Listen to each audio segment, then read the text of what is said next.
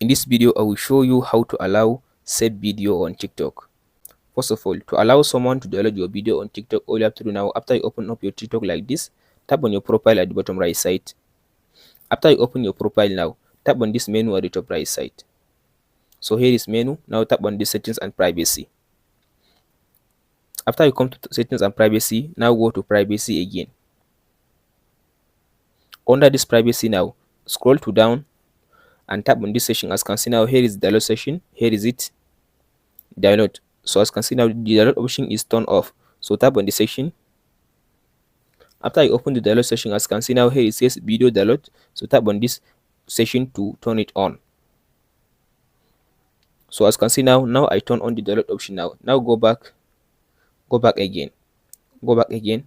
So now I allow everybody to download my videos on TikTok. Now if you post a video, everyone can be able to download the video on TikTok.